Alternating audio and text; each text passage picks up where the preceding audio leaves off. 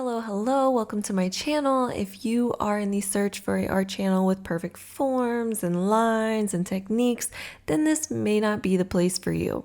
However, if you are down to listen to me ramble about whatever is going on in this crazy world that I feel is worth rambling about while I draw, then this may be just the perfect place for you.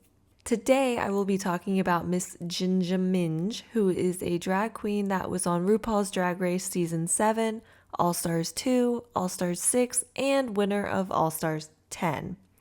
While I'm doing this, I will be utilizing the app Procreate on my iPad. I found this picture on Ginger Minj's Instagram, and I photoshopped it all to hell to make it kind of give like handsome Shrek vibes. Now, like I said, I will be talking about Ginger Minj today, who recently won All Stars 10. Now, I will say, when All Stars 10 was announced, I was super excited. I was so excited for this new format. I was excited to see how the brackets were going to play out. I also really enjoyed that we were getting to know the queens in small groups, so you could really see what each individual queen was about, their art, and who they are and what they represent. I know a lot of the fans were questioning why some of the queens that have already been on several seasons prior were back again after their third or fourth time. However, I didn't really mind that much as long as the queens had something new to give. What disappointed me was about halfway through the season, it started to become blatantly apparent that Ginger Minj was going to take that crown. Now, Ginger doesn't produce the show, she doesn't write the show, so I don't really blame her for, winning. That just feels mean. Also, I'm fully aware that all reality TV shows are produced, and sometimes the producers are like, "Oh, we struck gold. Let's create that drama. Let's see what that storyline is about." I'm totally aware of that. However, I don't think I've seen a season thus far that was so blatantly obvious who the winner was going to be. Now, this is not to say that Ginger is not a talented queen who clearly knows what she is doing. However, the way that she handled herself after winning All Stars 10 and after the season had ended, well, let's get into that, shall we? So all of the drama that is circulating around Ginger all stems from this interview that she did with Miss Kelly Mantle. Now, I must say, it is seeming like Kelly Mantle is always at the scene of the crime. But basically, Kelly was asking Ginger all types of questions, and she had asked her some questions about how she was dealing with the hate from All Stars 10 and how that whole experience was for her. Ginger claimed in that interview that while season 10 was being filmed, all of the queens were very nice and kind to her. However, once the season was over, she claimed that none of the queens had her back when she was receiving all of this hate. Now, many of the All Stars 10 queens were very, very, very quick to comment on this. For example, Dia Betty, who was in All Stars 10, she quickly tweeted after this interview that Ginger's remarks were complete bullshit and that she did reach out but stopped because every conversation turned into being about Ginger. Now, I know we've all had those friends where it just seems like every time we talk to them, the conversation always has to pivot or shift back to them. It doesn't matter what we're feeling or experiencing or going through. It seems like they always have something to compare it to, which can come across very much like, oh, what they're feeling or what they're doing or going through is more important than what the other person has going on. So I get where Dia is coming from. Now, shortly after Dia tweeted this, Georges came out of her Twitter slumber. I don't know where she's been on Twitter for a hot minute, but she returned to respond to Dia's tweet, basically saying that she agreed with her and that Dia had her back, and also didn't really understand where that comment was coming from. Shortly after this, Miss Bosco, God's favorite transgender, posted on her Instagram story stating, "I don't know if you'll ever get a part on Broadway, but I admire your dedication to playing the victim." Now, that is a read if I've ever heard one, and I'm going to steal it. I am going to fully pocket that read.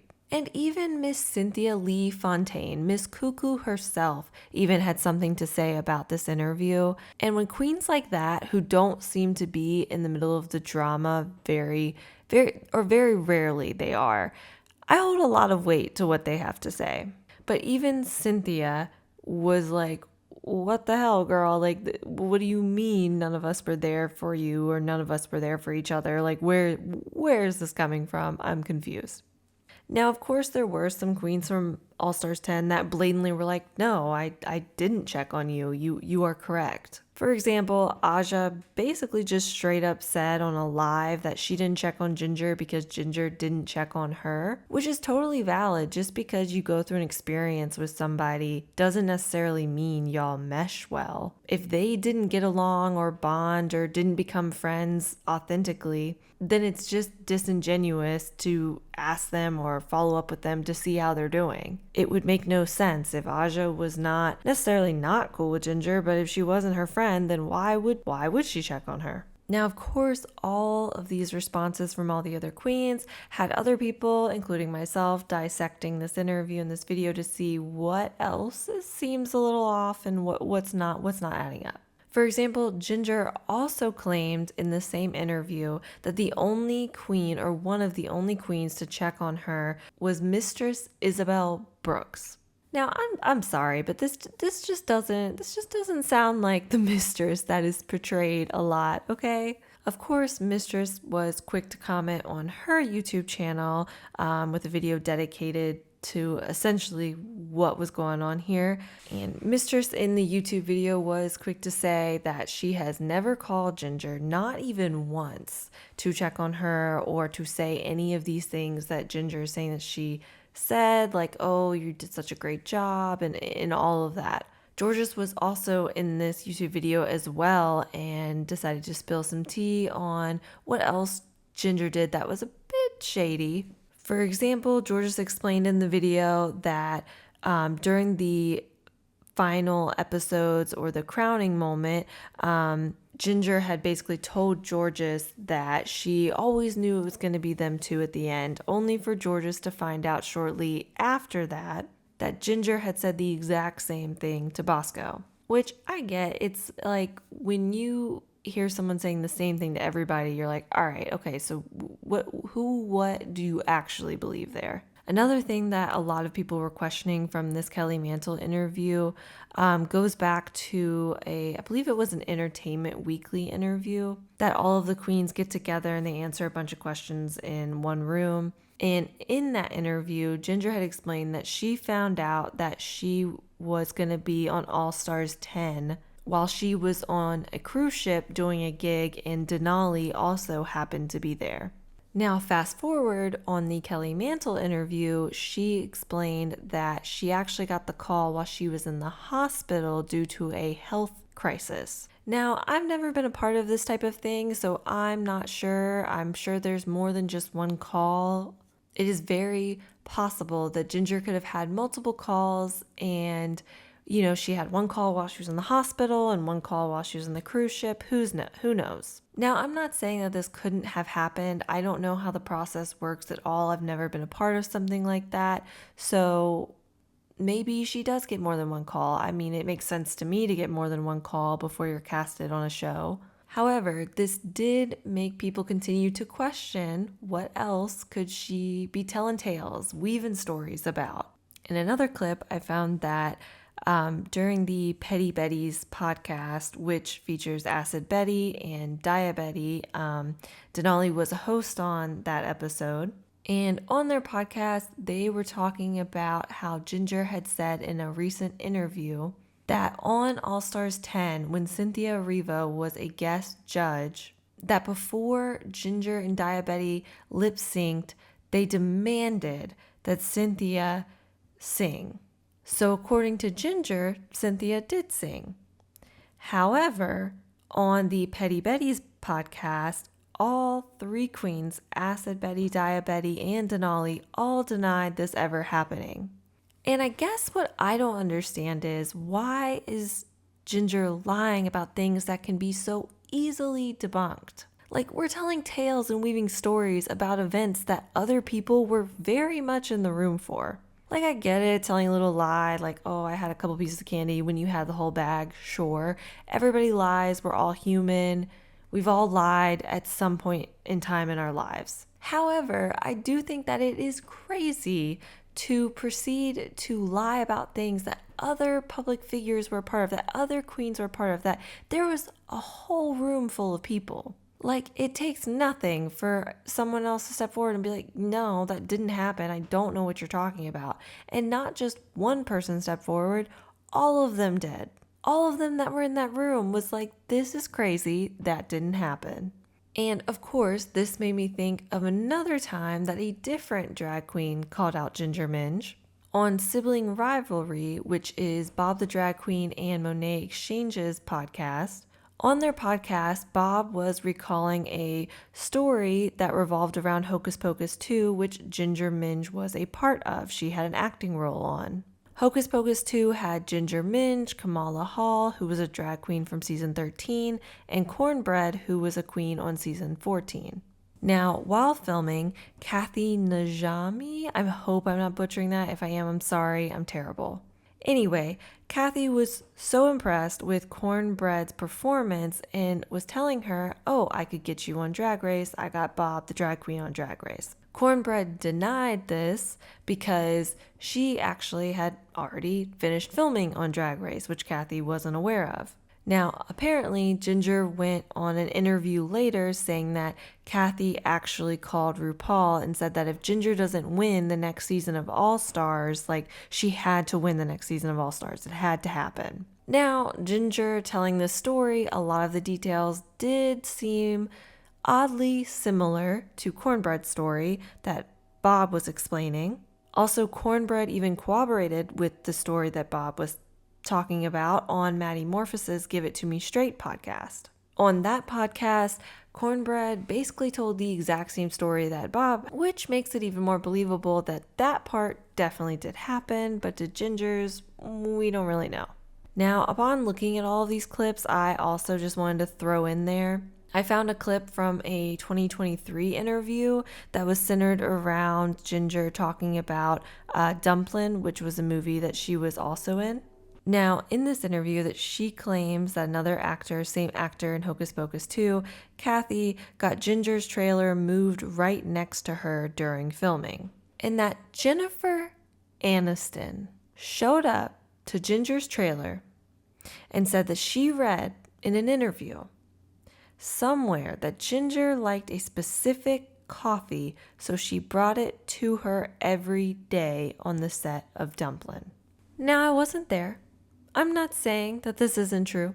However, I have my doubts that Miss Jennifer Aniston herself came to Ginger's trailer, said, hey girl, I've been reading up on you, and I know what kind of latte you like. Therefore, I'm going to bring it to you every day on set. Like, I'm sorry, but I wouldn't even do that for my closest friends and family members. Like, I'm not doing that. Like, okay, no. It just seems a little too good to be true. However, sure, maybe it did happen. Now, I'm sorry, I cannot continue to talk about this without bringing up Wiggate, which is the name that I have given the story about how Ginger Minj borrowed, emphasis on borrowed, Naomi Smalls' wig. So 5 years ago, there was a YouTube video that was posted on Bob the Drag Queen's YouTube channel. In that video, Naomi Smalls was doing Bob's makeup and they were exchanging stories back and forth. Bob started telling a story about how another queen had borrowed one of Naomi's wigs and had basically destroyed it. This other queen allegedly balled up Naomi's wig, teased it, had it looking like one of those little moss balls in water, you know, the little floating green balls, and then gave it back to Naomi when she was done performing. Which, I'm sorry, but if you're gonna borrow something from somebody, please, at least tell them what it is for. Allegedly, this queen just destroyed the synthetic wig that Naomi gave her, put it under her wig to make her wig bigger, went out there, performed, got all sweaty and all that good stuff, and then just said, here you go, girl. Which I would feel some type of way as well. Now, as they continued to tell this story, Naomi just flat out said it was Ginger Minj. Now, that's kind of iconic. I love a roll call. Naomi said, all right, everyone sit down and raise your hand when I call your name. I'm not playing around. We're not doing this anonymous tomfoolery. We're getting to it. And the reason why this wig story is so relevant now is because Ginger Minj was recently on Monet Exchange's podcast, Monet Talks. Now, Monet is one of Bob's best friends. Monet even says in the podcast that Bob is one of her best friends. Okay? She blatantly tells Ginger, she reminds Ginger, hey, Bob is one of my best friends. But as the interview goes on between Monet and Ginger, Monet asks Ginger, okay, what is this story with you destroying Naomi's wig? To which Ginger responds that she had never worked with Naomi Smalls at that time that story was told. She said that if it did happen, that she feels terrible, but that she has no recollection of this happening at all. She said that apparently when that video came out, she reached out to Bob. She asked Bob to give her Naomi's contact information and that she basically just wanted to clear everything up because she had no recollection of what they were talking about. Which, fine, sure. I just think it's a bit weird that a lot of these stories involve a lot of different moving parts and different people, and yet everybody else has very similar, if not the exact same story. But here's Ginger with a whole new tale. Also, what just irritated me about this as well is that Monet reminded Ginger, like, hey, like Bob's my friend. And Ginger proceeds to talk about how Bob is at the center of all of this drama for her. That Bob has told all these stories about her that just aren't true. Most of them aren't true anyway. And that she just doesn't care and she kind of just laughs it off and da-da-da-da. And she keeps looking at Monet as if Monet is going to co-sign. It's like, you know they are best friends. Monet even reminded you in this podcast that they're best friends. So why are you kind of trashing Bob on this interview? And like, I know that if I'm talking to someone that I know is friends with someone that I don't particularly like or I have beef with for some situation, I'm not going to proceed to explain to that person what the situation is and how this other person's lying and how they're in the wrong. That just makes no sense. But whatever, to each their own in how they handle their business, I guess. It doesn't look like Ginger is going to slow down on any of this press tour that she has going on. So to wrap all this up, I do think that Ginger has exaggerated and told lies at times. But at the same time, who hasn't? We are all people.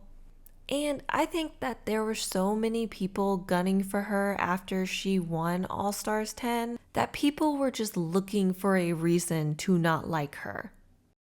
I don't think if it was another queen doing similar things that it would have this much of a reaction. I don't think that this story would have traction if it wasn't a queen like Ginger Minj. Like, it's easy to come for someone who's already kind of disliked or already kind of being attacked. I mean, look at me. I'm making this video. I'm no better. However, what I do think is best for Ginger right now, I think she needs to pause on all of the interviews and the podcast and all of the public appearances.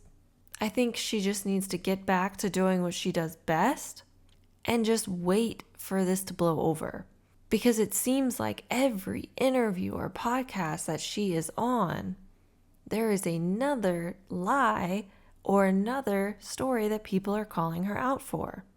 So I don't understand why she just keeps doing more of them. I think it is time to pause just for a little bit.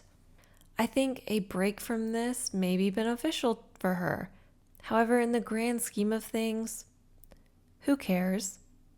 I know it's bold of me to say after I just made this whole video. Like, it's not like she's telling lies that are blatantly attacking other people and can cause harm to others. It's not like what she is saying, or it's not like she's accusing people of something that could destroy their lives. Like it's not that deep. However, I don't necessarily agree with the lying in general. But we'll see. We'll see if she keeps getting called out for these different stories. We'll see if any queens come to her defense. But for right now, it's not looking good, and I'm just curious to see how long until this maybe dies down. So that is that. That is the story on Minj.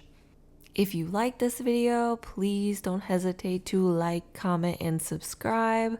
I will be uploading videos monthly. And until then, nobody lie on any podcast. Bye.